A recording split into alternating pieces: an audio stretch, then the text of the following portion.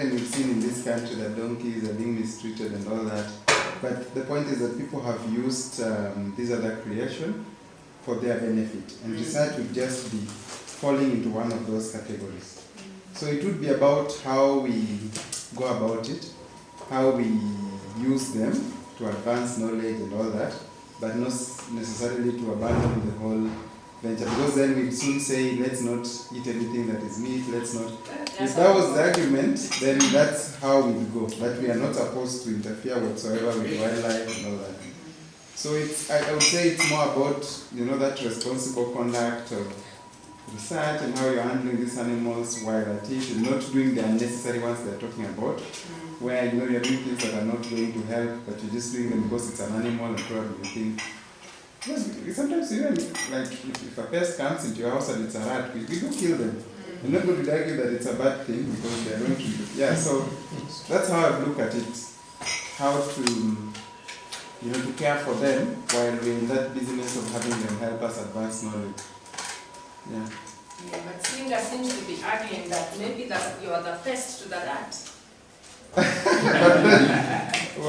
But even in the Bible, these things were created, and then man was commissioned to care for them, and that involves using them to his benefit. That's what I would argue. Okay. Yeah, so. Okay, thank you. Yes, Kenya? Yes, thank you. I share his opinion, but I disagree with my friend here. Whoever you are calling him. The Prime Minister. Yeah. When he talks of precious, there are some animals which are precious or more endangered. I want to disagree with him because every animal has a life, and if it is misused or meant to suffer, whether precious like a tiger or common like a monkey. Or a monkey, it is feels pain. Well, we have to use them because I don't know to go to the Bible again. Because what Pierre said is true, but since we have to use them. Even what we have for food, we have eaten chicken eggs, and none is eaten ours. So, we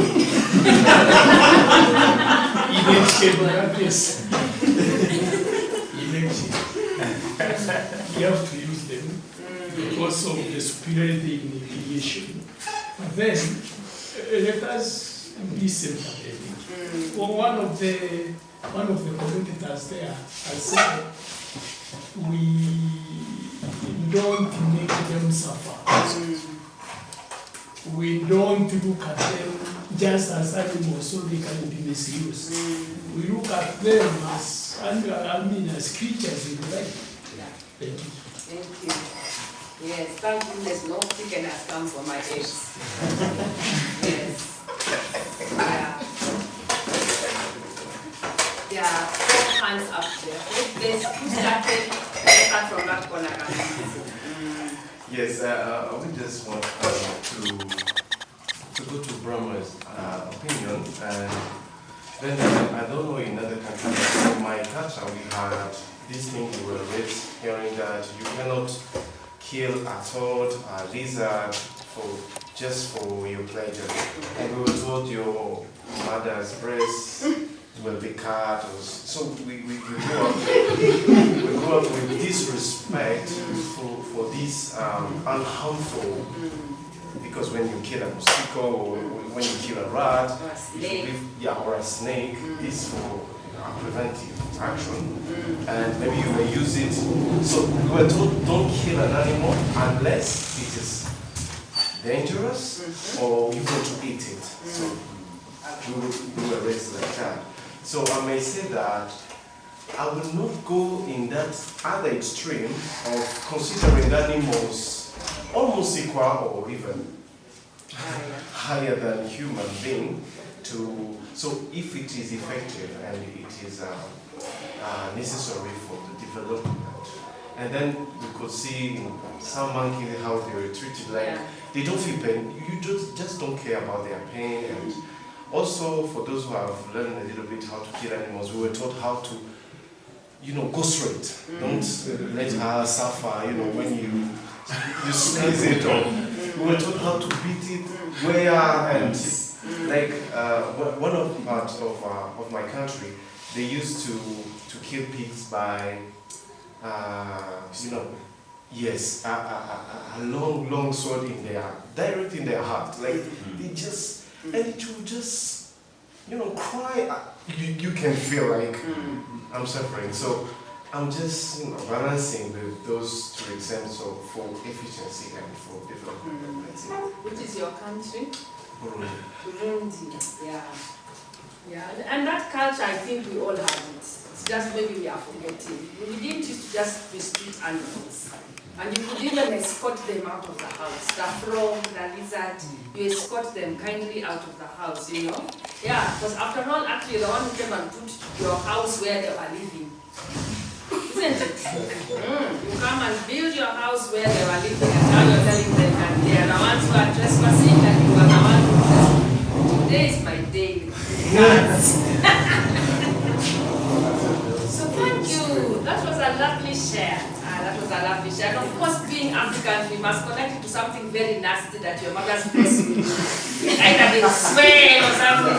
And of course, when you're a child, your mother's breasts are very important. So that makes you just know that you're going to toe the line. So that was very clever of our ancestors. Yeah. Thank you so much for that share. So I think the issue that we have with animal research is that these animals don't follow the route of informed consent or all sorts, because there is no way they can sign these things, explain to them what we are going to do. However, just like the young children that we are in charge of, I think if we go away that somebody is in charge of the animals, taking care of the animals, and we go to that person and tell them that this is what we are going to do to your animal during the research, and then they give us a go-ahead, then I don't see any problem using these animals for the research. But another issue that we have is something like the rat. The rat has already come to my house, and I'm the person who is feeding this rat because it's using what is in my house. So if I decide to give it away for research, I was certainly in charge of this rat. So I've already allowed you to use my rat.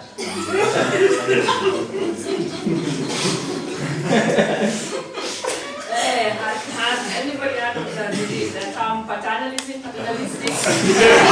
He knows what is good for his rat, and they can now provide his consent. Oh, that's hilarious. When you say, it's the point of the rat. It's the point, wait for the rat. On a very light note. That's lovely. When you laugh, your lungs get clean. So all that fumes you are getting coming out. Yes. Yes, you're next. Yeah, so for me, I know we have that culture, but we by seeing the video, I think it's just a progression of, I don't know if I will say easy life, or it's like a progression of kind of ethic. Because we have a period of understanding, and what we have on hand is what we can use. But with time, if we can have other options, we can use them. But in the time we don't have other options, it's not easy to. There is no other way to go above it. So that's what I can do. Yeah. So to Paul and then No, I just wanted to say that the human heart is really can be dangerous sometimes. Why do we have an ethics board? because sometimes human beings, we tend to break some of the boundaries, even natural boundaries. And so if even for human beings, we can go to the extent of maltreating them, then how about these creatures who do not have a voice? So the way I see it is that they can also be treated as a vulnerable population. And no, seriously, because we need them, but then we should also treat them humanely. So that's where the Iserc also comes in, to advocate, just like we do advocate for our vulnerable population. That we should be allowed to do the research, but we should do it in a humane way. That's a good idea. Yeah. Yes, and No, actually, I think it's like you're in your mind. Yeah, so in Kembu we have an animal care and use committee, ALCAC, and all studies that are going to be done on animals have to go through that committee and they have to review. And one of the things, I did preclinical research for 12 years before I joined Cambridge, and I used to deal with monkeys, I used to deal with mice, and then we used to deal with dogs. And we were looking at a disease called human African trypanosomiasis, also known as sleeping sickness. It's more or less eradicated, at least in our country. We just have bits of it in Busia, but there's a lot in Congo and other places. So we would inject these animals with the disease, even with the monkey, the vervet monkeys, that's what we used to have. And you would go into the field and you'd send somebody to collect a whole family of the troop, the whole troop would come. Because if they love each other so much. So if you miss out one, they just start dying. They just start dying. It's so tricky. But those monkeys ate better than me. Yeah, they ate fresh carrots, fresh tomatoes, fresh peas. And those monkeys, you go there and they'll look at the tomato you've given them, they'll smell it, and if they think it was not of their standard, chin it. They throw it on the ground. They throw it on the ground. Those monkeys didn't respect women. They had a way of catcalling. If they saw me walking in, they'd catcall. But if Dr. Paul walked in,